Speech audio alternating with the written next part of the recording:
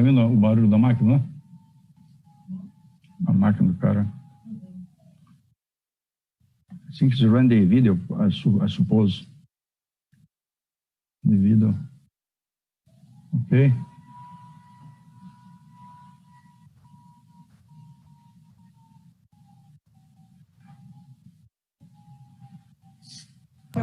Carlos Henrique, pode começar, por favor. Ok. Boa tarde a todos. Eu sou Carlos Henrique Medeiros, sou engenheiro civil, graduado pela Federal da Bahia, mestre em geotecnia e PhD em engenharia geotécnica pela Universidade de Newcastle, né? E sou ex-presidente do CBDB e aqui estou como moderador desse painel. Em nome do atual presidente do CBDB, José Bernardino Botelho, parabenizo a organização da Exposibram e registrando que o CBDB tem sua marca profundamente ligada ao tema de segurança de barragem, desde 1977, após o acidente com a barragem de Euclides da Cunha. E a trajetória do Comitê Brasileiro de Barragem tem sido pautada no tema de segurança de barragem. A linha de defesa, instituída pela legislação e complementada pelas resoluções do Conselho Nacional e as portarias produzidas com destaque da agência ANM, são consistentes e compartilham com as boas práticas internacionais, mas ainda não conseguiram penetrar no cerne de muitas organizações, que, por força da lei, deve garantir a todo custo, através da alocação de recursos técnicos, administrativos e de monitoramento e controle, a integridade de suas estruturas. Tenho convicção do papel relevante dos temas governança e compliance, como players nesses acidentes, e pontos focados nas apurações do mal feito.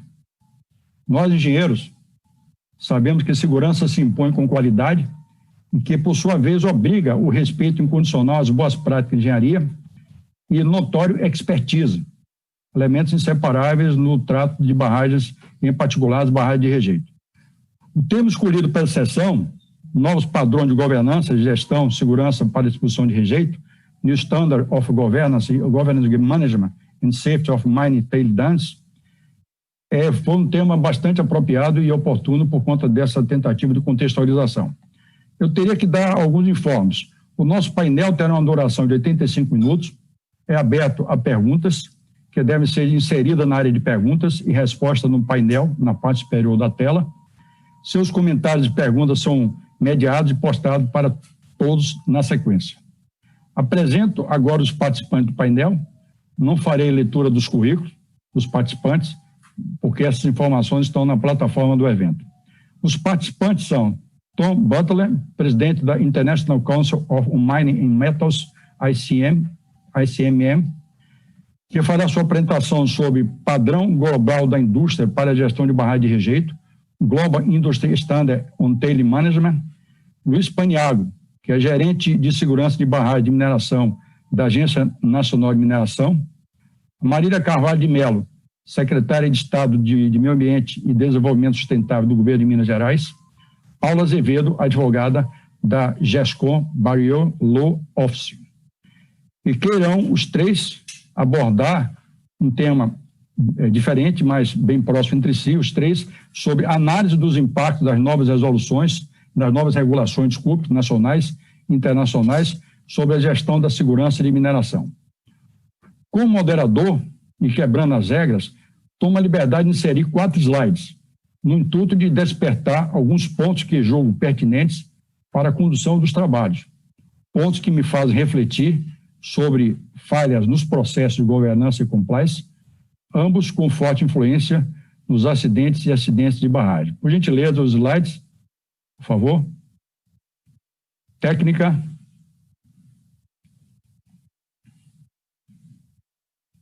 Técnica, tem como passar os meus slides?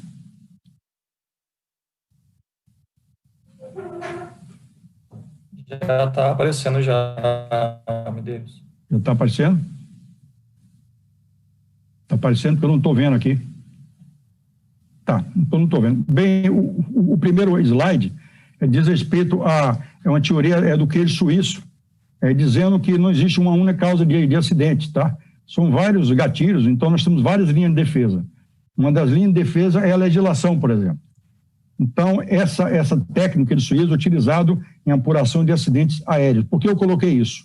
Porque se nós avaliarmos as consequências do acidente de Brumadinho, nós temos 270 mortos, o que representa a queda de um Boeing, né? Então é importante nós estarmos atentos à teoria do queijo suíço, porque são vários gatilhos. A próxima transparência, eu coloquei aí, próxima transparência, uma série de publicações, eu selecionei do ICOD, Comitê Internacional de Grandes Barragens, onde você vê a literatura sobre barragem de rejeito, tailing dance, é bastante densa, né? São várias publicações, vários boletins constantemente atualizados, onde o conhecimento, né, o que fazer e como fazer, em tese, estão bem colocados nesses documentos, sem contar com os documentos que nós dispomos em nossa língua portuguesa e outras publicações. O próximo, me parece que eu falo, tem um organograma, que eu não estou vendo a minha apresentação aqui. É o organograma aí, Paniago? Tem um organograma aí? Não, ainda está no queijo suíço. Passa para o próximo, por favor. Próximo, por favor. Aí tem as publicações, é isso? Que eu não estou vendo as apresentações aqui. Você tem que clicar no ícone, Medeiros, mas eu vou te falando aqui, pode ir. Quando chegar naquele organograma do ICOD, do boletim, rapidinho, chegou no organograma de governança? Sim. Então, o senhor observa que nesse governança, a orientação do Comitê Internacional, que qualquer grupo de segurança de barragem, ele deve estar o mais próximo do CEO, para que a resposta seja a mais rápida possível. Então, qualquer estrutura tem que se reportar, alguns casos, ao Conselho de Administração ou, no caso, a direção principal da empresa, tá? E me parece que com essas apresentações eu finalizo, né? Acho que a próxima eu termino aí. E lembrando aos colegas, né? Acabou, né, Paniago?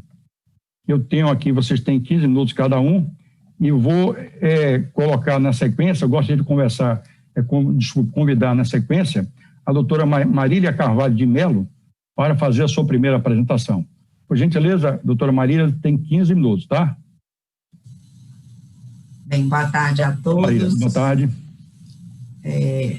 Primeiro, agradecer o convite da Expo Zibram para estar nessa mesa com todos vocês, cumprimentar o Tom, Luiz Paniago, a Paula, nosso moderador Medeiros, Carlos Medeiros. Bem, eu trouxe, então, por favor, a apresentação.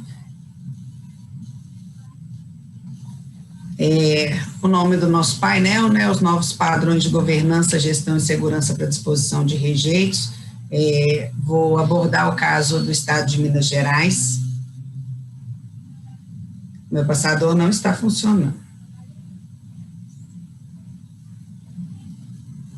Bem, então, em função, né, dos últimos 2 desastres ambientais causados por rompimento de barragem no nosso estado, no município de Mariana e no município de Brumadinho, deflagrou-se, então, mudanças, né, uma série de mudanças no ordenamento jurídico que rege a gestão de barragens no nosso estado. E culminou, em 2019, após o rompimento da barragem de Brumadinho, na aprovação de uma lei, a Lei 23.291 de 2019, que institui a Política Estadual de Segurança de Barragem, que nós vamos detalhar um pouco mais à frente. Agora eu acho que passou.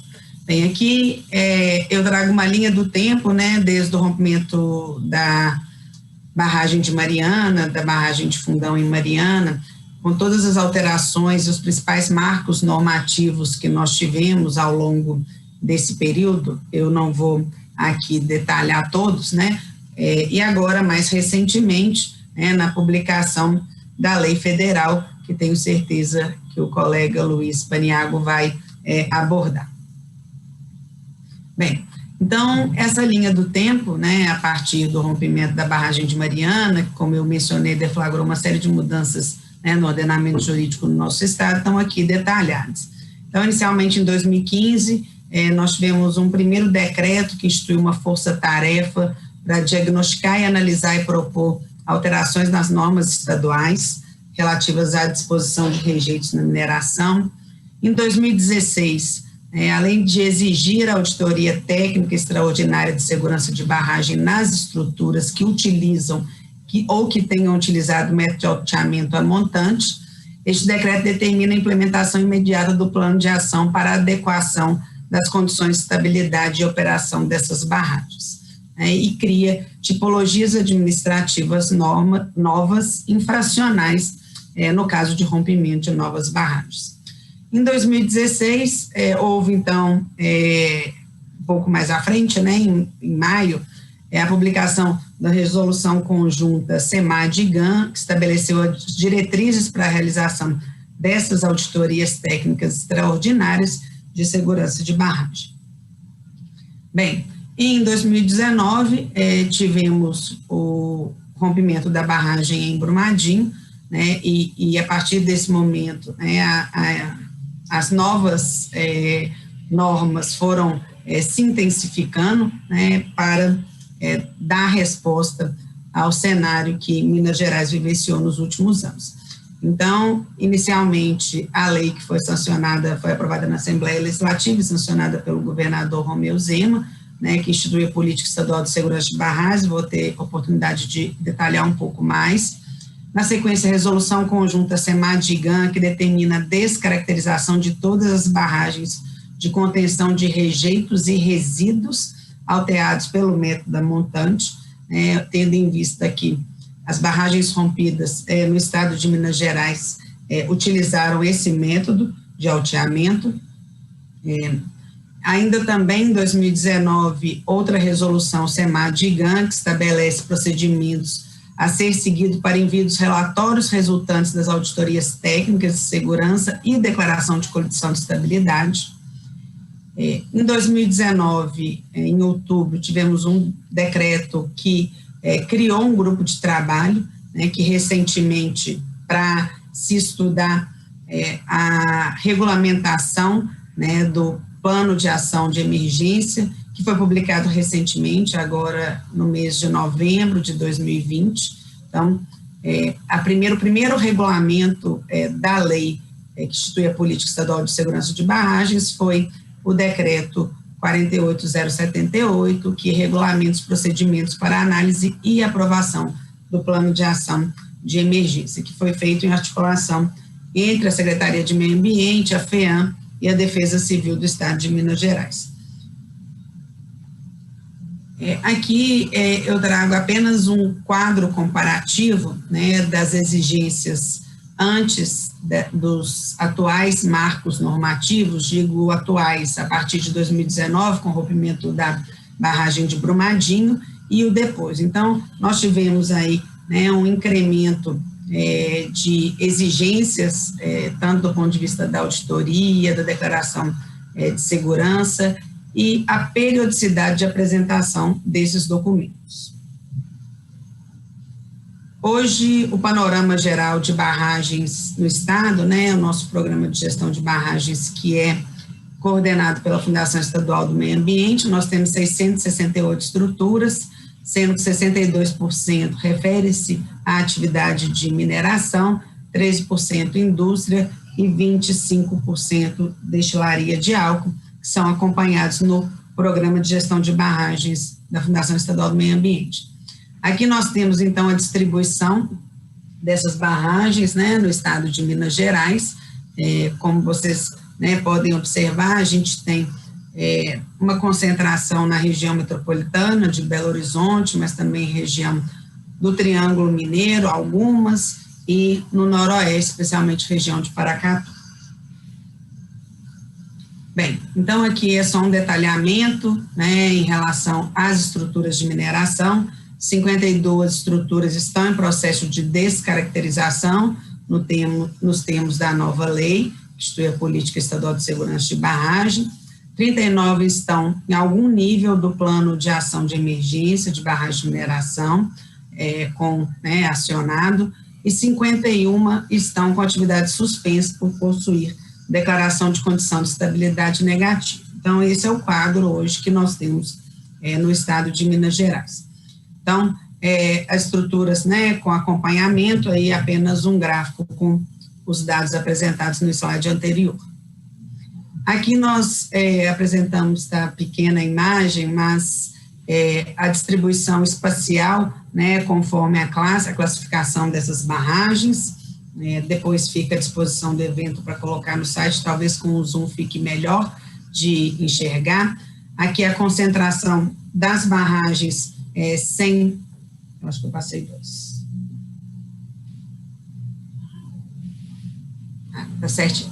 Bem, aqui são, né, então, as barragens no estado de Minas Gerais que hoje estão suspensas, né, as atividades, como eu mencionei anteriormente, então, destacando que elas estão aqui concentradas na região metropolitana de Belo Horizonte.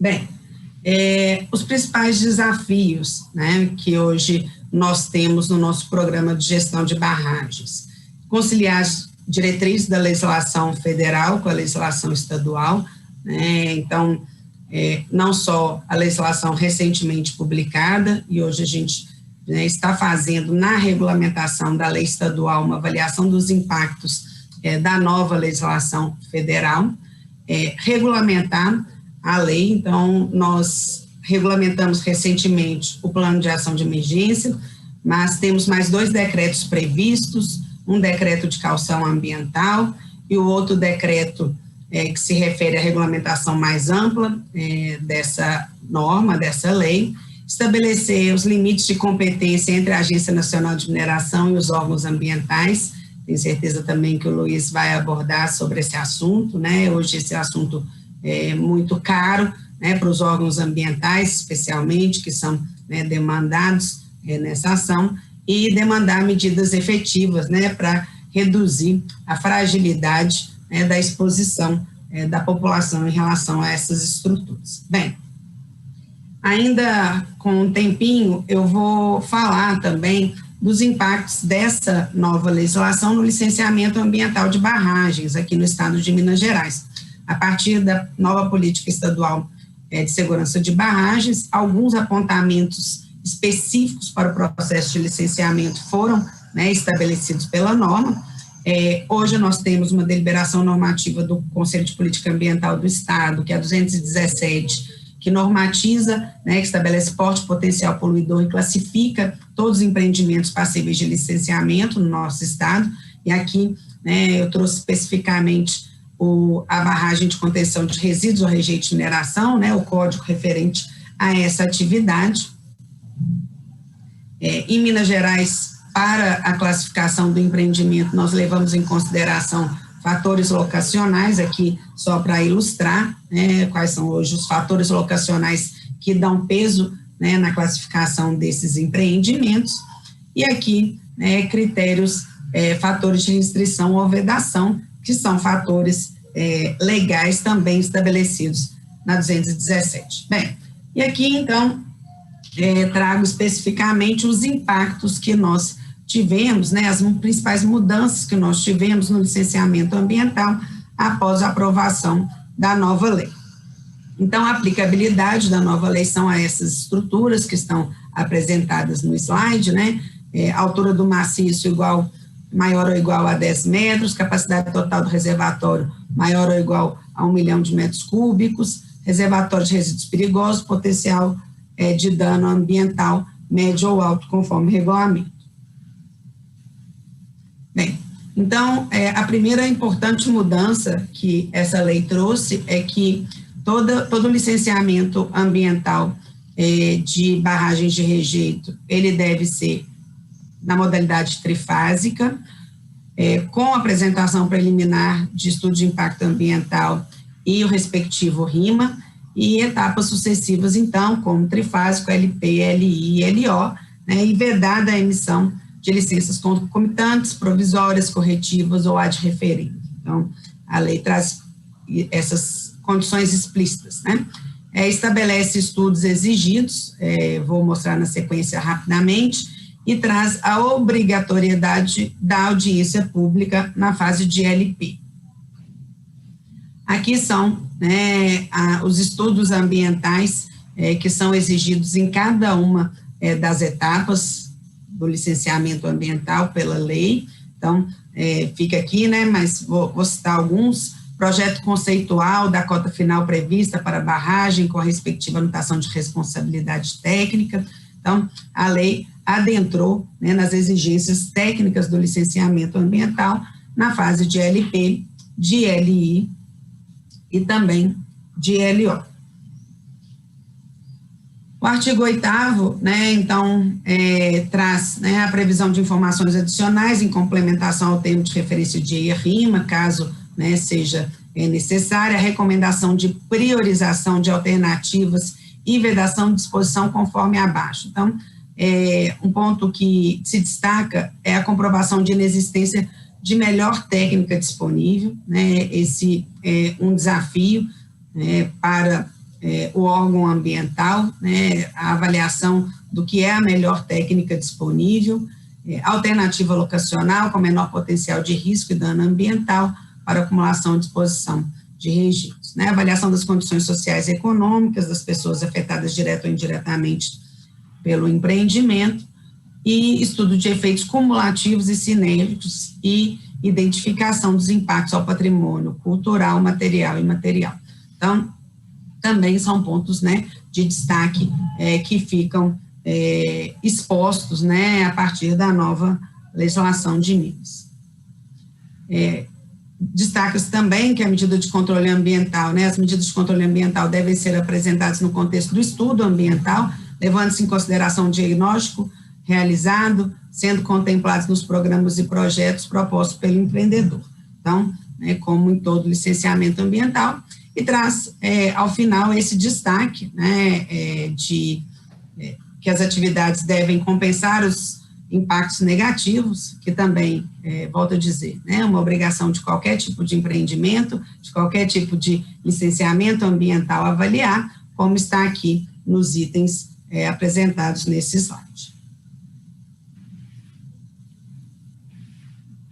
Por fim, então, algumas considerações finais, né, o CISEMA vem trabalhando na regulamentação dessa legislação, que foi aprovada aqui no estado de Minas Gerais, recentemente, com a publicação da lei federal, né, nós estamos reavaliando o que isso, de fato, traz de mudanças para a nossa regulamentação, vem atuando junto com órgãos de governo, defesa civil, corpo de bombeiros, mas também uma articulação muito próxima com a ANM, né, para que a gente tenha uma atuação conjunta e integrada nesse tema, né, e, enfim, né, vem trabalhando também para manter a gestão ambiental de todas as estruturas instaladas no estado.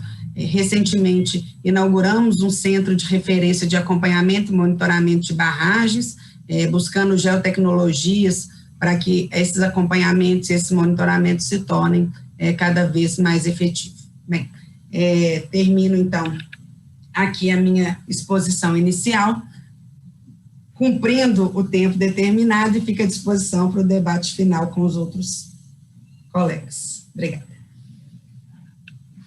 Muito bem, obrigado pela presteza da utilização do tempo.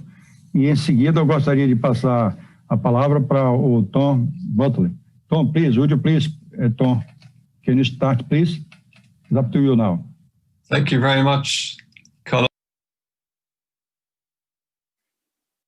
Apresentação. I have no idea. Okay, do you have the Portuguese version? Vocês têm a versão em português?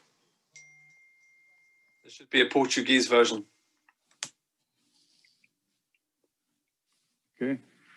Acho que tem uma versão em português aí. Técnica, ok. Perfect.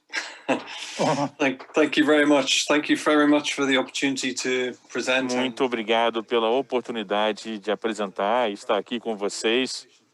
Obrigado pelo convite. Desculpem por ser uma apresentação virtual dessa vez. Da última vez eu estive no Brasil aí para apresentar durante a Exposição Branca. Foi muito melhor estar com vocês pessoalmente. Para aqueles de vocês que não conhecem a ICMM, somos uma organização de membros voluntários com 27 empresas membros no mundo todo e 38 associações que têm que são membros afiliados, incluindo o IBRAM. O objetivo é colaborar com os membros na melhoria da performance ambiental e social e também ajudar a articular a contribuição da indústria. A Vale está entre os nossos membros e nós temos diversos outros membros também que têm operações no Brasil além da Vale.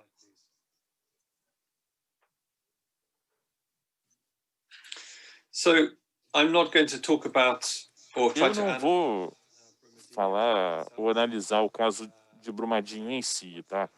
Eu, claro que quero reconhecer que essa foi uma tragédia terrível, mas hoje eu vou falar com vocês sobre a resposta da ICMM e nossos parceiros a essa tragédia. E vou falar também onde é que nós chegamos até aqui nesse sentido. Próximo slide. Eu sei que vocês todos sabem no Brasil sobre as reações preliminares a Brumadinho, que foram muito fortes e negativas. Houve muita crítica contra a Vale e alguns desinvestimentos também. Mas, no nível global, o que nós vimos também foi muita preocupação por parte de outras partes interessadas, outros governos também, dos investidores e da sociedade civil. E isso veio principalmente depois da Samarco, que tinha acontecido 3 ou 4 anos antes. Muitas preocupações foram, então, expressas no sentido de que a indústria não estava administrando seus riscos adequadamente. E fica muito claro que a resposta precisava ser muito mais profunda do que antes, mas também ser feita de forma que restaurasse essa confiança quebrada que tinha acontecido depois de Brumadinho, principalmente logo depois de Samarco.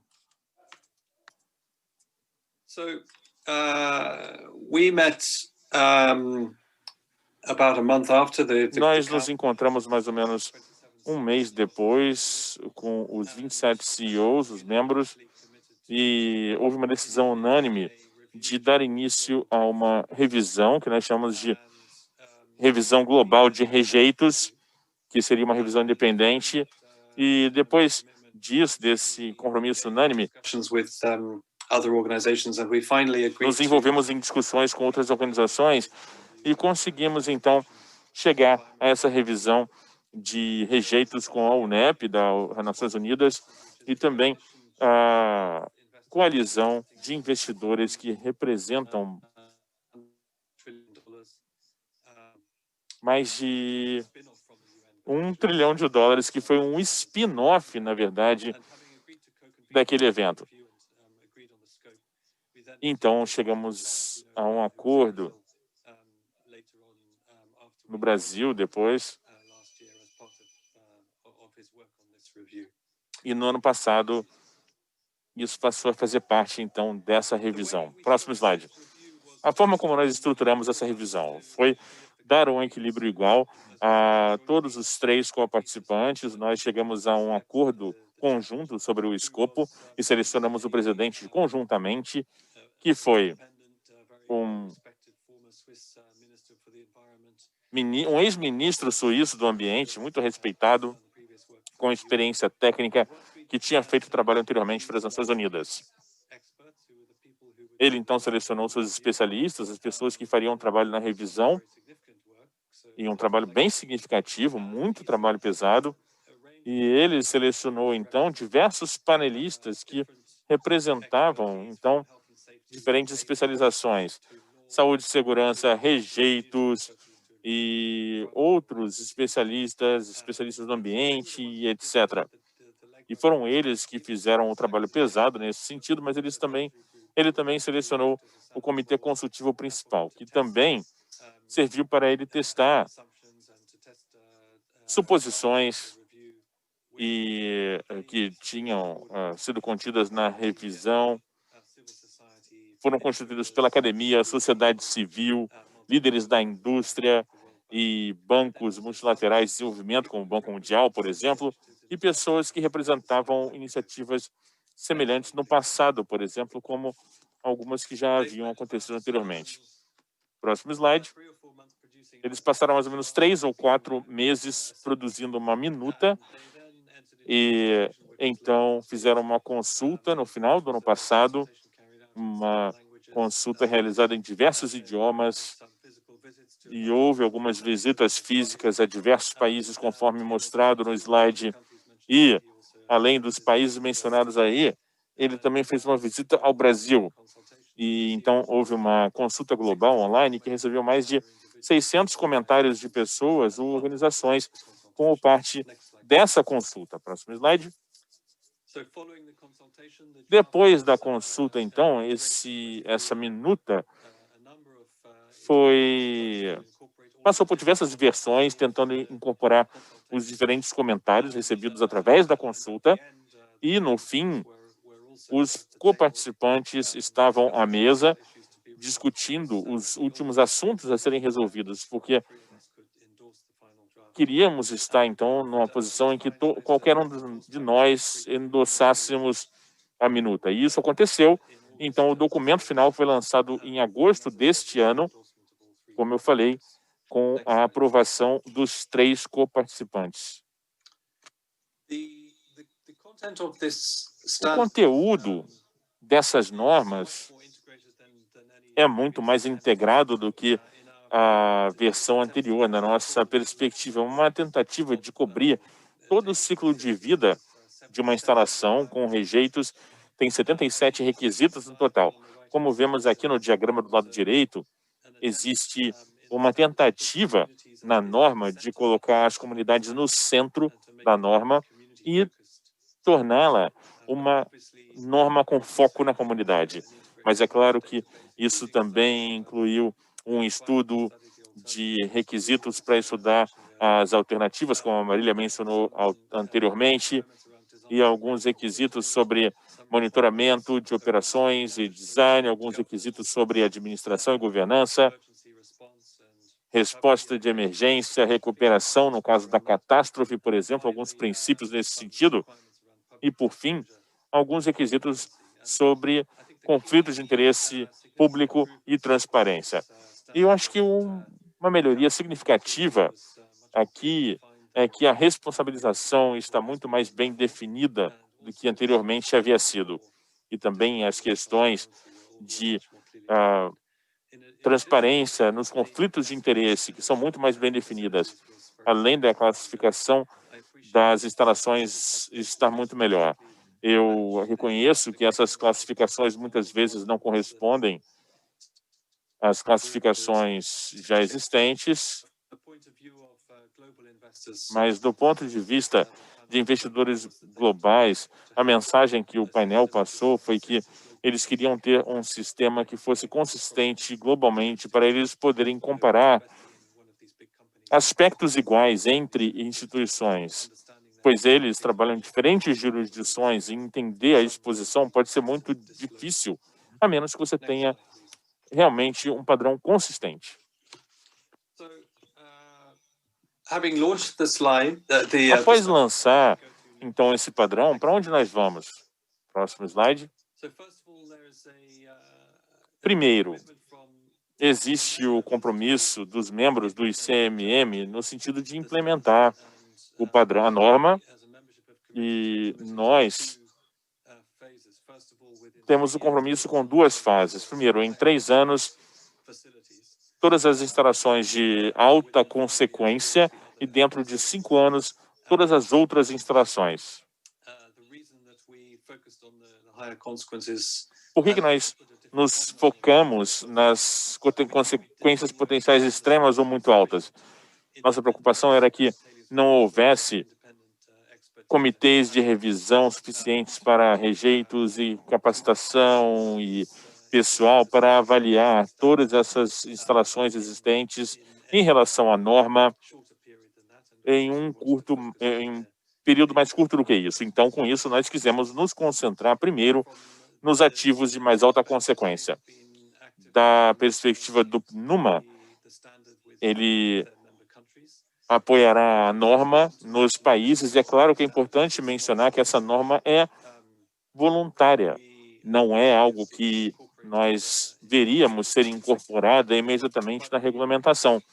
Mas, se nós olharmos a outras iniciativas semelhantes, o que nós vemos que acontece é que, com o passar do tempo, os países veem que a norma funciona bem, o conjunto de normas funciona bem, e, uma vez que elas são testadas, eles as incorporam como parte de suas regulamentações. Na verdade, nós já vimos que há algumas jurisdições, incluindo, por exemplo, New South Wales, na Austrália, que fez recomendações no sentido de adotar parte ou totalmente as normas, incorporá-las nas diretrizes de empresas que operam em New South Wales. Em relação ao PRI,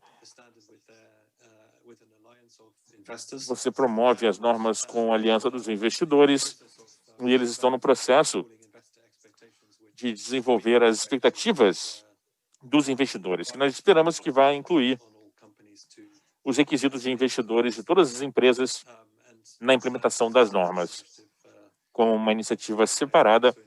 O NUMA e PRI também estão em discussão sobre a possível criação de uma entidade ou algum mecanismo para independentemente monitorar a implementação das normas. Próximo slide.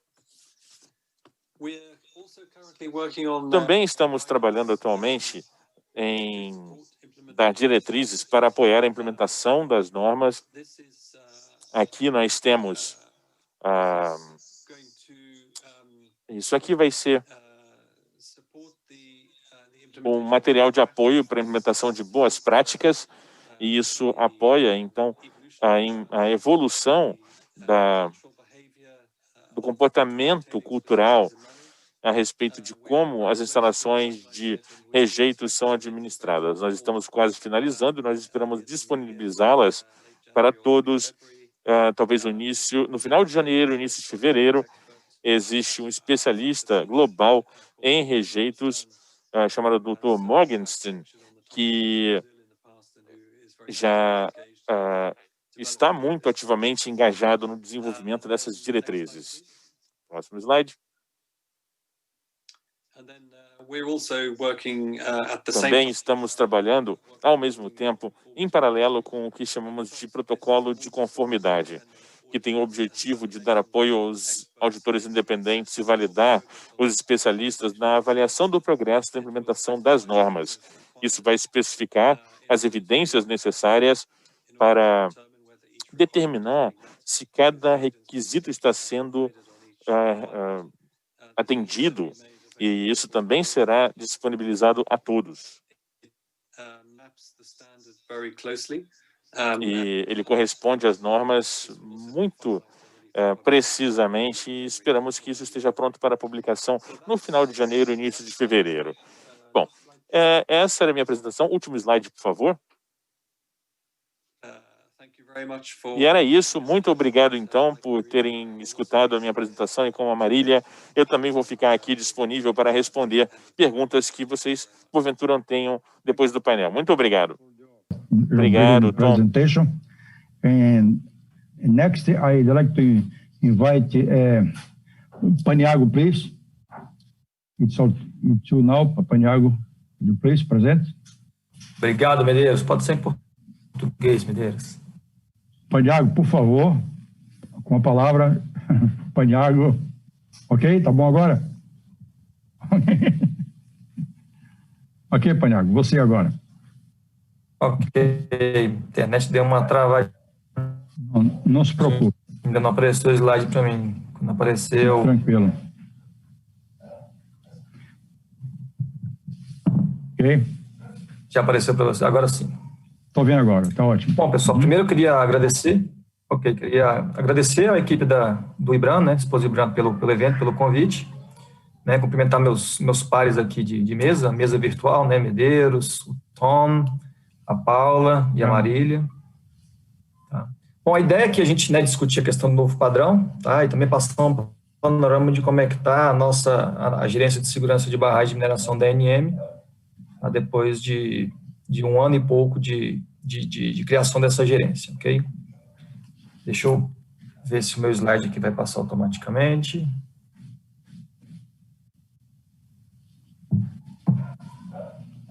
Está passando, né? Ok. Bom, essa agenda proposta para hoje, tá, de forma bem sucinta. Tá, estou passando já, Medeiros. Né, tentando não passar dos 15 minutos combinados com o Medeiro, tá? A gente vai ver como é que está a nossa gerência, a questão da regulamentação, que eu acho que é o tópico principal. A regulamentação, como a minha colega Marília comentou, é um grande desafio após a Lei 14.066. A gente tem alguns deveres de casa bastante robustos, né? A gente está com uma regulamentação de IPA-IBM que está para ser publicada também, né, pela diretoria colegiada da ANM, deve estar saindo nos próximos dias. Nós temos uma agenda regulatória que já tinha esse assunto, né, do novo padrão global, né, os standards, né, indicado pelo ICMM, que também está dentro da nossa agenda regulatória. Eu vou poder mostrar para os senhores. Depois de passar alguns itens relacionados às nossas fiscalizações, algumas ações emergenciais de forma rápida e nosso sistema. Deixa eu ver se vai passar o slide aqui. Eu acho que não está passando, tá? Se vocês puderem passar, por favor. Passou agora, Paniero. Isso, obrigado. Ok, passou muito. Faltou agora. Perfeito. Então, esse aqui é a nossa gerência, tá? De forma bem sucinta, é o que nós temos hoje, uma gerência, uma divisão aqui em Brasília, mais 4 divisões nas pontas, sendo em Minas Gerais, Pará, Mato Grosso e na Bahia. Essas são nossas funções mestras. Lembrando que nosso organograma está sendo alterado nos próximos dias, né? Esperamos que a nossa estrutura seja um pouco melhorada. Tá? E nossa perspectiva é essa e achamos que vamos conseguir tal implementação. Em relação ao panorama aqui de segurança de barragens, né? Atualmente nós estamos aqui com 800, pouco mais de 800 barragens no nosso cadastro, sendo que são 400 política e cerca de 440 barragens inseridas na Política Nacional de Segurança de Barragens. Tá? A gente pode ver ali pelo nosso mapa que a grande maioria, representa um pouquinho mais da metade, 55% do Brasil, está localizado no estado da nossa amiga Marília, né, no estado de Minas Gerais. Dando um foco, né, em relação à classificação hoje em vigor pela Resolução CNRH 143 e pela regulamentação da ANM 70.339, nós temos ali muitas barragens, né, a grande maioria com CRI baixo, que é o que todo mundo almeja, mas um número substancial aí em barragens com CRI alto. Né. A gente pode ver a evolução no quadro direita, que teve ali, de acordo com as regulamentações, né, alguns marcos temporais aí 2012, 2013, 2017, algumas mudanças ali na evolução do CRI alto, e de tal sorte que no final de 2018 para 2019, pelo ocorrido lá de Brumadinho, a gente teve essa alteração, né, alteração normativa e algumas alterações dentro do cadastro, de tal sorte que hoje nós temos quase que 5 dezenas de barragens com CRI alto.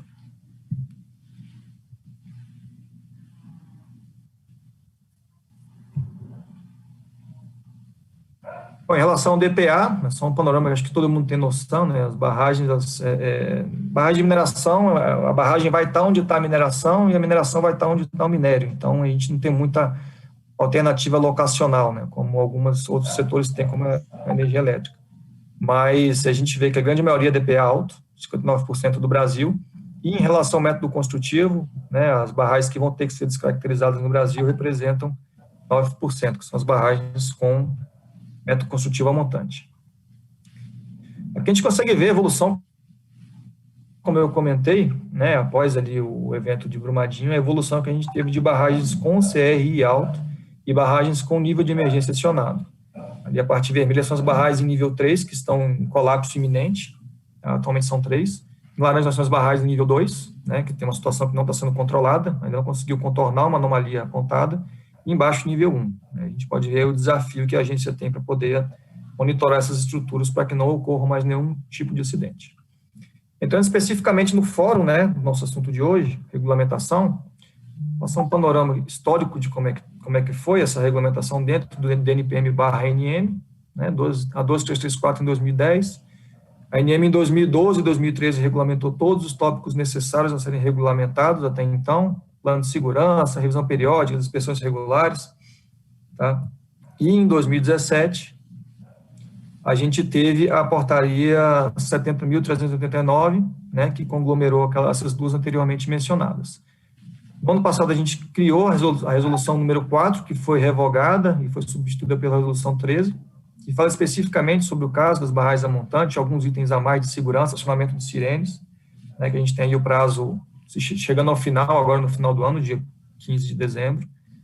Depois tivemos a resolução 32, que deu um pouco mais de robustez à elaboração do mapa de inundação, tá? A gente ela alterou bastante itens na resolução, na portaria 70389, e a 40 foi uma correção que a gente fez em relação às instrumentações. Então, aqui a resolução 13, como eu comentei, ela proibiu o método da montante, né, da mesma forma que agora a lei obriga, né, então está carimbado, que foi regulamentado pela ANM em 2019. Tem os prazos para esses descondicionamentos. A gente também colocou critérios para o sistema de monitoramento das barragens, né, que seja automatizado. Os prazos, né, para desativação das instalações que estão ajusantes das barragens, tá? Isso aí também foi também inserido na legislação federal, a 14066. E outros itens que vêm ao encontro da segurança, né, como a retirada de água livre do reservatório, a gente ter dentro do reservatório que realmente é necessário que se tenha, né. Então, aqui na 32, como eu também comentei, a gente mudou trouxemos à realidade alguns itens de classificação das barragens, né, barragens que não têm declaração de estabilidade, por óbvio, são barragens que têm que subir no nosso ranking de criticidade, isso agora está dentro do regulamento. Barragens com pontuação 10 em estado de conservação também sobem, né, como já estava sendo feito. A questão do mapa de inundação, como eu comentei, uma forma um pouco mais rebuscada de ter esse mapa de inundação, que é um documento muito importante. Eu brinco que é um documento que ninguém quer que seja utilizável, né, mas quando ele tem que ser utilizado, que ele seja utilizado da melhor forma possível, que ele seja o mais assertivo possível. Tá? A gente inseriu também dentro do nosso regulamento normativo de barragens os empilhamentos drenados que sejam suscetíveis à liquefação, ok? Colocamos também, aumentamos mais um ano o prazo para ser elaborados os projetos ESIS. O projeto ESIS é um documento muito importante que mostra como a barragem está internamente, né? O ideal é que se tenha o as-built, mas as barragens que não têm o as-built, não adianta a gente achar ruim e não fazer nada, né? Tem que ter um ESIS muito bem feito, tá? E também subimos a questão da hierarquia, que também foi espelhado na legislação, né? Quem assina a declaração de estabilidade é o RT, como sempre foi, e a gente subiu agora a hierarquia mais alta dentro da empresa, tá? Como eu comentei, a resolução 40, ela realmente corrigiu um erro formal que a gente tinha feito, tá? Um erro textual, que se refere especificamente à implementação dos monitoramentos, tá? E aqui é o tópico específico, né, do fórum de hoje, né? A gente vê que a gente já tinha pensado, né, já no final de 2018, começo de 2019, e foi publicado no final de 2019 a nossa agenda regulatória, né, que a gente disse a gente comentou sobre a certificação do PEBM, como eu comentei, ela deve estar em vias de ser publicado, né, nos próximos dias, eu acho que não passa da semana que vem, é um grande avanço, né, no que se refere a esse assunto muito importante, que é o plano de ação de emergências para a barragem de mineração. O outro é um tópico que nós já tínhamos mapeado que tinha que ser resolvido, é a questão de ter um banco de dados específico para as consultorias que dão as declarações de estabilidade, que fazem os relatórios de inspeção regular, as revisões periódicas, que são documentos muito importantes dentro dessa estrutura. Então, a gente vai criar esse banco de consultorias e um modus operandi de se tratar dentro delas também. E o outro item que a gente pode ver ali no número 3, lá embaixo na legendinha, é a questão da certificação de barragens, que é justamente esse item, né, que a gente está discutindo hoje aqui nesse panorama, nesse painel. A gente está discutindo muito com a equipe do consulado britânico em Belo Horizonte, né, com o Lucas Brown e a Natália Gomide, né, a gente está também em contato com o nosso amigo Tom aqui para ver como é que a gente vai implementar isso aqui no Brasil. A gente sabe que as barragens do Brasil são muito heterogêneas, então é bom que a gente discuta bem, deixe bem maturado essa discussão sobre como vai ser feito isso no Brasil, porque a agência ela tem esse cuidado de não criar legislações elefante branco, né, que a gente publica por publicar. Tem que ser uma legislação que seja eficaz e que venha ao encontro da segurança e que a população seja salvaguardada e tenha incremento de segurança. Aqui mostrando nossas fiscalizações, né, nós estamos com 852 barragens no cadastro, como eu comentei, dessas 442 na política, tá? Ali a disposição espacial, a gente vê que mais da metade está realmente dentro de Minas Gerais. Em relação às vistorias, né, é um ano atípico, né, nós estamos em plena pandemia, cada um nas suas casas, né, daqui a pouco aparece meu filho que vai participar da live, né, normal. Mas a gente, apesar disso, barragens é um serviço essencial, porque se os agentes de barragem não se expuserem a esse risco do Covid e não fizerem as vistorias necessárias, o coletivo é prejudicado. Então, a gente continua fazendo nossas vistorias, também plenas vistorias relacionadas à ACP, com a EICO nos dando suporte, rodando no Brasil todo, monitorar isso bimensalmente. Então, a gente vai ver aqui que a gente está com 228 barragens vistoriadas, né, estruturas individualizadas no Brasil vistoriadas, aqui distribuição espacial, porém, estamos com 264, salvo engano, 264 barragens, vistorias executadas, né, esse gap que existe entre 228 e 264 é exatamente as revisitas que nós estamos fazendo nas barragens de nível de emergência, porque é uma barragem que está nos apontando um certo problema e a agência tem por dever auxiliar essa estrutura, esse empreendedor, para que não se piore a situação dessa barragem, que ela não venha ao colapso, né? A gente tem a nossa missão de não permitir que isso aconteça de forma alguma. Bom, aqui algumas fiscalizações que nós fizemos, né? Estamos agora indo com a EICO nas barragens que estão roladas na ACP. Estamos agora com o dashboard contratado, né, com telas na nossa sala da gerência de barragem, que a gente consegue ver as barragens críticas, o que está sendo alterado no sistema de forma online, que o nosso sistema ele é municiado de forma online, de forma direta, né? O empreendedor mudou no sistema e já muda no nosso dashboard, já muda no SIGBM. A mesma coisa quando o fiscal vai a campo e muda alguma coisa. Então, essas partes que são mais críticas, a gente tem um dashboard, porque a gente sabe que cada segundo dentro do segurança de barragem é precioso. Então, quanto mais rápido a agência puder agir, melhor para todos. A gente está agora também com a sistemática de criar esses reportes semanais, com tudo que está sendo feito pela gerência, né? Semana a semana a gente publiciza no nosso site, tá? Vocês podem pesquisar lá na internet, então vocês conseguem ter todas as informações do que está sendo feito para e passo. Vou mostrar algumas ações emergenciais, um pouco mais rápido, antes que o Medeiros me puxe a orelha. Em 2018 fizemos ações emergenciais no Amapá. Tá, o Medeiros participou de algumas ações dessa conosco. Em Serra Pelada, né, ali a gente pode ver que a barragem não chegou à sua cota de coroamento, de tal sorte que ela acabou galgando, né, com as chuvas e com as nascentes ali periferiais que tem na região. A gente teve que abrir um extravasor de emergência, uma obra que a gente faz manutenção todo ano com a equipe de Parauapebas, lá no Pará. Aqui são ações que o SIGBM nos permitiu que hajamos sem que o acidente ocorresse. Eu comento muito que a ANM aparece muito quando tem acidente de barragem, né, fica em voga, mas ninguém mostra o que é feito nos bastidores, né, no backstage das barragens. Então, por exemplo, em 2018 tiveram 3 barragens que a gente foi lá e conseguiu, né, junto com o empreendedor, com consultoria, com defesa civil, fazer com que não rompesse, com que não virasse a manchetes, né? Isso é bom que a gente publicize para que todos saibam que a gente está atuando sempre a qualquer momento. Lembrando que essas ações emergenciais, o Medeiros pode até confirmar, sempre acontecem nas férias, nos feriados e tudo mais. E à noite, né? De madrugada. À noite, de madrugada, perfeito, Medeiros. Aqui também, né, a questão de algumas barragens novas do cadastro. O tempo está andando, viu, Cunhado? O tempo está andando. Estou preocupado. 2 minutos. Se eu passar de 2 minutos, pronto, depois 2 você... minutos, tá bom. Obrigado. Perfeito. Aqui, voltando a Serra Pelada esse ano também, para ver como é que estava esse extravasor, tivemos que desobstruir o extravasor. Outra situação também no Mato Grosso, né, a gente não tinha a questão de um piping, né, um piping pontual no talude de jusante da barragem. A gente tinha realmente a linha freática aflorando no talude de jusante. A gente pode ver nessa foto ali no canto superior direito da imagem. Então, a gente tem que realmente agir de imediato. E o SIGBM nos dá esse suporte de informação para que a gente possa agir no dia seguinte. A informação chegou nesse dia, foi 8 da noite, no outro dia de manhã a gente já estava chegando lá em Cuiabá para pegar um carro para ir a Pontes Lacerda.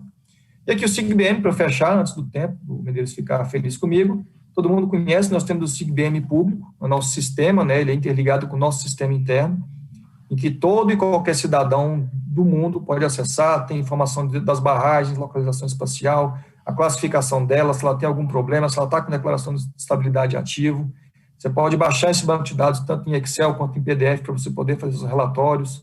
Então, é uma ferramenta muito fantástica. Eu brinco com minha equipe que é como se fosse 10 fiscais a mais que nós temos, porque todas as perguntas que vinham para a gente de estatística, de monitoramento, a gente agora conseguiu sanar com o SIGBM público e com o nosso reporte semanal.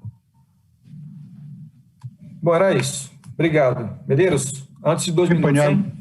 Ok, Paniago, muito obrigado no tempo. Paula, te passo a palavra imediatamente. Tá, por gentileza, Paula, poderia começar? Paula? Alô, Paula, está me ouvindo? Paula, está ouvindo? Eu acho que a Paula teve um problema com o computador, ela avisou para a gente. Ah, foi? Foi. Bem, Cláudio, é o seguinte, seria interessante ter alguma pergunta em tela aí? Oi? Alguma questão que queira colocar para... Estou vendo aqui... A Paula voltou. Ah, perfeito. Paula, por gentileza, Paula, você poderia falar agora? Bom, vocês conseguem me ouvir? Acho que vocês não me veem, né? Estamos ouvindo bem, por favor. Tá? Senhor. Fica tranquilo. Ok, peço desculpas aí, eu tive um problema com o computador. Exatamente. Bill Gates também. Bom, vamos lá. Deixa eu ver se eu consigo acessar aqui a apresentação.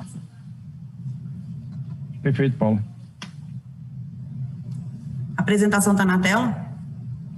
Deixa eu ver. Tá. Ok.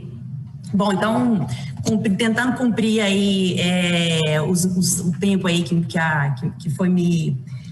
me restou aí. Primeiro, eu tenho a agradecer, é um prazer, né, de participar da Exposibran. É uma honra, né, dividir o painel aqui com os parceiros de mesa, o Tom, o Paniago, a Marília, o Medeiros. Agradecer ao IBRAN, a pessoa aí do Júlio Nelly, pelo convite. Me sinto muito honrada de estar aqui falando de um assunto que é tão caro para a gente nesses últimos anos aí. Vamos tentar aqui passar. Eu vou me ater à lei 14.066, meu passador não está funcionando. Bom, eu sempre digo, né, que mineração e barragem são algo vinculado, né, você tem uma integração entre atividade de mineração e a barragem, mas se a gente for olhar o histórico aí, mineração é uma atividade milenar, lembrando aí meu saudoso doutor Mendo, né, então datada aí de 6.000 anos antes de Cristo. E barragem, de acordo com o doutor Joaquim Pimenta, a gente tem aí no Brasil cerca de 300 anos aí de histórico de barragem de mineração de rejeito. Esse gráfico eu trouxe ele aqui para mostrar o nosso acervo de barragens no Brasil. Então, pelo SNISB, que é o banco de dados da Agência Nacional de Águas, nós temos no Brasil 19.000 e um pouco menos de 200 barragens no território nacional, sendo dentre elas 862 barragens de mineração. Eu vi um número aí que o Paniago mostrou de 852, eu imagino a dinâmica que o cadastro e a nossa base de dados. E é interessante a gente perceber, a gente tem dessas 862, a gente tem 64 barragens a montante. Interessante a gente perceber a necessidade de integração entre os bancos de dados, né? Pelo SNISB, que é o banco de dados da ANA, da Agência Nacional de Águas, temos no Brasil 800 barragens de mineração. E uma pergunta que o Medeiros pontuou a respeito da necessidade de novas legislações versus implementação da legislação efetivamente. E esse é um gráfico que mostra realmente a necessidade que temos de avançar na implementação e na transparência dos dados. Esse gráfico, pelo SNISB, é um gráfico que mostra a completude de dados, e a gente tem aí, das 800 barragens, quase que 50% das barragens têm completude de dados não pelo sistema da ANM, mas pelo sistema da ANA, de mínima a baixa completude de dados.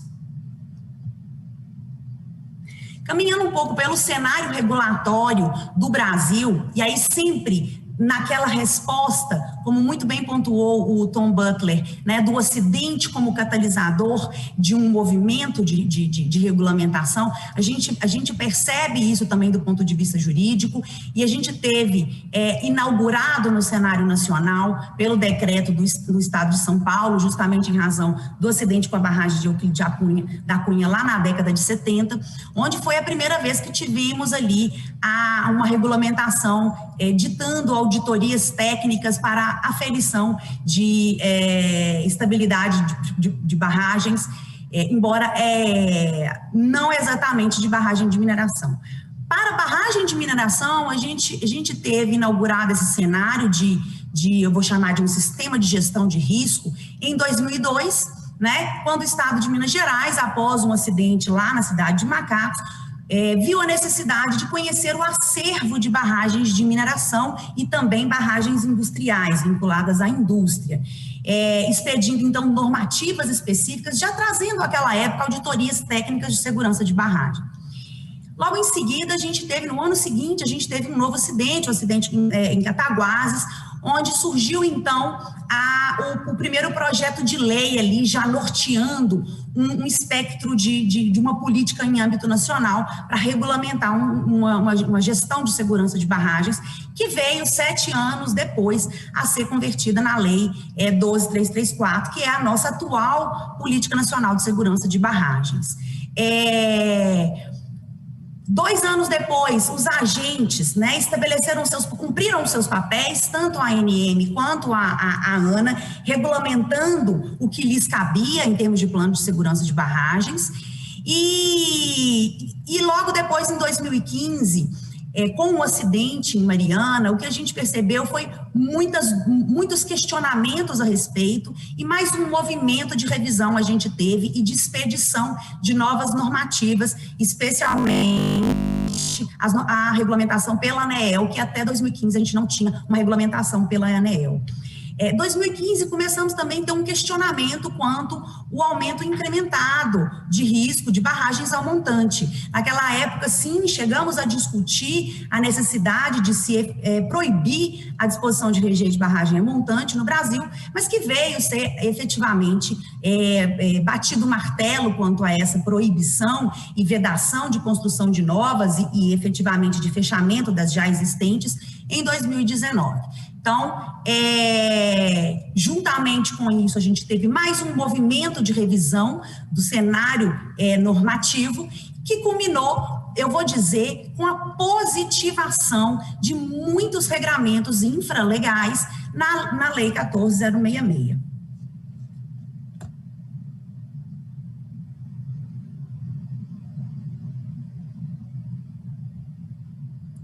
Vamos lá, acho que não está passando, né? Quanto aos critérios de inserção, a gente tem essas duas novidades, a alteração do próprio conceito de altura, que pode vir a inserir ou retirar algumas estruturas da política, e também a inserção de um critério novo, que é a categoria de risco alto dentro da política. Sendo isso, eu considero um critério desafiador para os agentes fiscalizadores e regulamentadores, porque dado a volatilidade, né, da categoria de risco, dado que você tem pela resolução 32, por exemplo, inclusive o aumento automático do CRI, na ausência, por exemplo, de DCE, como que seria esse tempo aí para adequação das normas, caso a barragem, que antes não estaria dentro da política, passe a entrar na política. E o inverso também é verdadeiro, quando você tem a redução do CRI, como que seria isso, esse movimento de retirada da política? Diria que é um grande desafio aí para os agentes fiscalizadores. Caminhando um pouquinho aqui, o que é a 14.066? Ela inaugura mais um agente fiscalizador, que é o CNEM, nas barragens de resíduos nucleares. Em termos de cadastro e de tentativa ali de ter um acervo de barragens, o CREA também entra e se inaugura ali na posição de um agente fiscalizador, também com a intenção de ter um cadastro próprio de suas estruturas.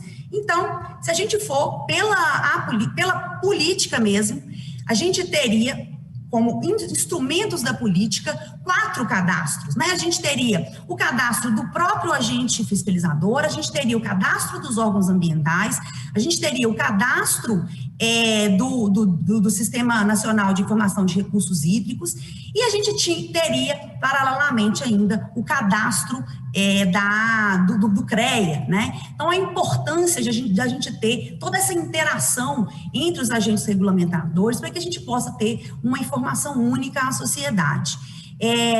A 14066, além dela inserir esse novo cadastro, né, esse novo sistema de informação, ela traz um protagonismo aí para os guias de boas práticas. Então, hoje no Brasil, a gente tem positivado a necessidade de se fazer aquilo que muito se dizia, vamos fazer mais do que somente a lei, né? E o fazer mais do que somente a lei está aqui positivado, dado que agora é um efetivo instrumento. Então, todos esses padrões passaram a ser braços da Política Nacional de Segurança de Barragens.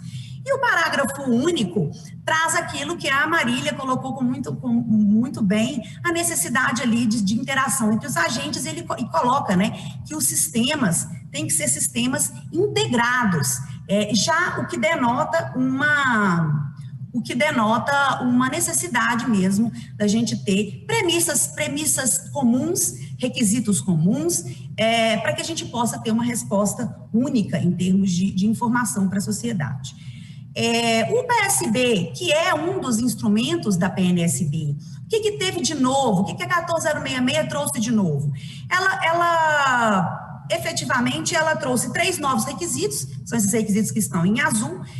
Na verdade, eu os considero como requisitos vinculados ao plano de ação emergencial, né, que são identificação de avaliação de riscos e hipóteses de cenários possíveis, mapas de inundação, identificação de dados técnicos, e ela traz também o que está muito bem endereçado pelo padrão do ACMM, que é a transparência da informação.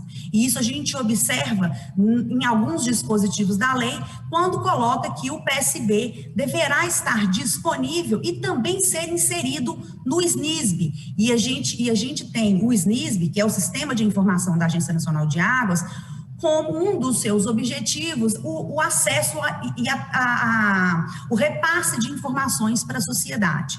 Isso também será um desafio, dado como no slide anterior a gente pode perceber que o PSB, ele além de ser vivo, ele é volumoso, porque ele se trata de um histórico de toda a barragem, né? Como faremos para a inserção desse PSB no SNISB? E fora isso, adicionalmente, o que a 14066 coloca é a manifestação de ciência por parte do empreendedor ou do titular do cargo de maior hierarquia, né? Então, aí a gente vê a governança aí tomando conta aí das exigências também vinculadas ao PSB. Passando. No PAE, a gente tinha um PAE pela lei 14066, eu diria, mais singelo, com menos requisitos, e hoje a gente tem um PAE com 13 requisitos. Dentro do que eu posso aqui apontar, né, de maior relevância, a gente tem algumas obrigações que antes ficavam ali muito vinculadas à atuação da Defesa Civil por meio da Lei 12.608 e suas normativas próprias, como, por exemplo, simulados, rotas de fuga, sinalização, pontos de encontro. Hoje você tem isso como uma obrigação inserida para o empreendedor, dentro do próprio plano de ação emergencial. Obviamente que, apesar da lei ter atribuído essa responsabilidade ao empreendedor, a nosso ver, me parece que a integração com os agentes fiscalizadores e especialmente com a Defesa Civil, quando se fala de rota de fuga e ponto de encontro, simulados, ela é cogente, né? Porque como a Defesa Civil é o agente que tem a visão macro de todas as manchas de inundação, de todas as barragens, de todos os empreendedores, seria ela o agente a indicar a melhor rota de fuga, o melhor ponto de encontro, dado que o empreendedor, com a sua visão exclusiva da sua mancha, pode correr o risco de colocar ali pontos de encontro na mancha de outros empreendedores. Então, eu diria que, apesar desse repasse de responsabilidades, sim, a atuação integrada com a Defesa Civil permanece sendo muito oportuna. Para o plano de ação emergencial, antes, somente a lei exigia para DPA alto, e agora ela pontua DPA alto, CRI alto, e aqui uma pergunta que eu deixo, né?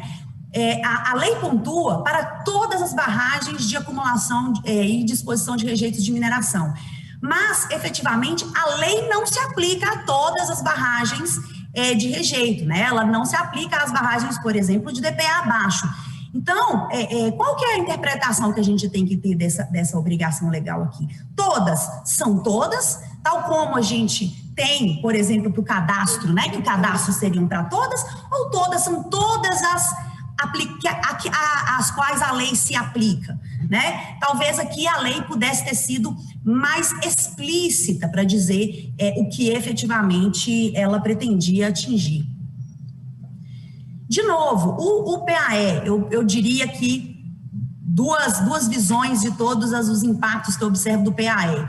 A obrigação de inserção no SNISB, então, de novo, a transparência da informação para a sociedade e o SNISB sendo esse banco de dados a suportar essa informação pela 14066 e também a necessidade de integração com a Defesa Civil para que a gente tenha efetivamente um plano de ação emergencial efetivo, robusto e, obviamente, com a participação da comunidade, que é algo que o ICMM também endereça, né, da preocupação dos direitos da comunidade. Então, aqui, a 14066 coloca com muita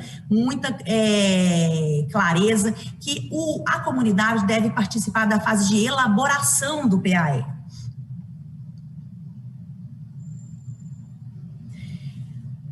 Outras obrigações. Então, tal como a 23291, posta pela Marília, a gente também tem aqui a necessidade de avaliação de alternativas locacionais ou métodos construtivos, priorizando sempre o de maior segurança, né? Então, aqui a gente tem, de novo, o impulsionamento da indústria mineral para começar a se pensar em alternativas de disposição de rejeito, métodos alternativos. Armazenar os dados e fornecê-los ao órgão fiscalizador periodicamente em tempo real. Vejo aqui com muita clareza um braço fiscalizatório facilitador, então, ou seja, à medida que hoje a resolução... Paulo, me desculpe, você poderia abreviar? Recebi um carão da organização aqui. O tempo, por favor. Já vou fechar, tá bom. Obrigado. Obrigada. Então, a gente tem ali a questão do monitoramento em tempo real, onde seria uma ferramenta, um instrumento possível de facilitar a fiscalização. A questão da proibição, né, e da descaracterização em 3 anos, uma questão que a gente pontua aqui assim, a possibilidade jurídica de se prorrogar e a conveniência técnica de se prorrogar o prazo de descaracterização em alguns casos. Então, é visto que 3 anos para algumas barragens não é um tempo tecnicamente razoável e efetivo para uma descaracterização segura. Então, uma questão que fica é sempre a questão: é possível conciliar a legislação mineira, que dentre as políticas estaduais emitidas após 2019, a gente tem 4 estados que já expediram suas políticas. Minas Gerais é o único estado que prevê a descaracterização em 3 anos. Então, uma pergunta é possível, pela legislação estadual, a prorrogação do prazo? E aí, eu trago aqui os dispositivos que, na verdade, na minha concepção, eu considero sim, é juridicamente possível, inclusive no âmbito da legislação estadual. A gente tem uma integração entre normas visível. A gente observa que o próprio prazo da 14066 é o prazo da própria 23291, que é o 22 de fevereiro de 2022, são os exatos 3 anos a partir da publicação da 23291. E o artigo inaugural da 23.291 é um artigo que endereça a obrigação de implementação integrada com a política. O Estado de Minas muito bem endereçou isso na sua resolução ao artigo 13, né, dizendo ali que devem ser cumpridas as regras da resolução 4 da agência, que veio a ser substituída pela 13. Então, a meu ver, a gente tem efetivamente uma integração, sim, entre as políticas e uma possibilidade, sim, de prorrogar o prazo, inclusive, da lei estadual. Passando aqui, um outro ponto é a questão da comunidade nas AS. Então, a gente tem 3 caminhos aí para os empreendedores: descaracterização, reassentamento ou realização de obras de reforço, e na outra vertente, a vedação de novas barragens com comunidade ajusante. Também a questão dos trabalhadores, então você tem uma restrição específica de permanência só de trabalhadores e estruturas vinculadas à barragem, majoração de multas, e a caducidade, né, que é algo que a gente não tinha. Então, aqui são os bullet points dos impactos, eu diria: proibição de método montante, a descaracterização com a possibilidade, sim, de prorrogação, a proibição de comunidade nas AS, os 3 caminhos para as barragens em instalação e em operação a ser percorrido pelo empreendedor, a proibição das estruturas operacionais e a publicização das informações. E aí, para fechar, o que eu acho, né, que é o nossa chave aqui de tudo isso? Interação entre os agentes fiscalizadores, empreendedores e comunidade, regulação integrada, implementação de boas práticas, internalização do conceito de prevenção e verificação constante da aderência operacional e, sim, conforto para a comunidade por meio da divulgação das informações. Então, é isso que eu tinha para vocês. Desculpa os entraves que eu tive para entrar. Foi um prazer. Muito obrigado, Paula. Desculpe aí, mas essas lives com esse controle automático é cruel, viu? O relógio conta mesmo. Por favor, técnica. Me parece que não vai dar tempo de colocar nenhuma questão. Me parece que alguns já responderam no chat, né? Algumas perguntas direcionadas ao tom, né? Algumas perguntas direcionadas. Bem, vamos colocar na tela todo mundo, não é isso? Alô, organização? É isso? Alô? Bem, me parece que não vai ter tempo algum para nós fazermos nenhum debate. Vocês responderam alguma coisa. Eu gostaria de agradecer a participação de todos vocês, entendeu? E, infelizmente, devido ao tempo, né, muito cronometrado, né, não temos tempo para avançar em nenhuma discussão mais. Então, queria agradecer ao Paniagro pela sua apresentação, contribuição muito valiosa, bem didática, ao Tom pela sua contribuição, inclusive por ter ressaltado a importância do CEO, a transparência. Você falou aqui do Tom da UNEP, né? Me parece que é a UNEP DDP, né? DDP é aquele grupo que mexe com barragem também, né? Veio através do WCD, né? World Commission on Dam. A apresentação da doutora Marília, muito interessante. Uma questão que eu queria falar, que há quem questione por que uma lei de regulamentação estadual, se nós muito mal conseguimos implementar a federal. O grupo de barragem tem discutido muito isso aí, né? Será que todos os estados vão seguir o mesmo modelo? E a Paula pela abordagem jurídica desse documento, entendeu? E aqui, vocês teriam alguma coisa em particular para colocar? Eu colocaria, pelo menos, algum de vocês queria fazer alguma consideração final muito breve, antes de eu encerrar a sessão.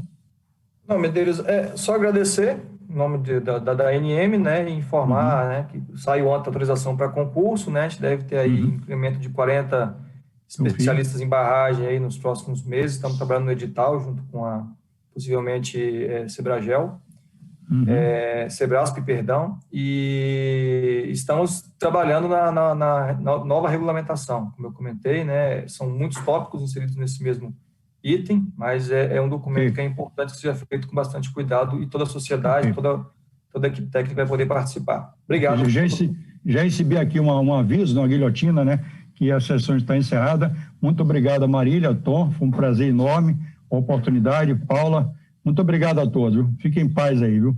Muito Brilhante. obrigada. Muito feliz. Prazer. Obrigado, Cláudia, o bastidor, você de bastidor Até técnico. logo. Thank you, Carlos. It was a pleasure. Thank you. Tom. A pleasure, my pleasure. Bye-bye. Tchau, Paula. Bye. Thank you. Tchau.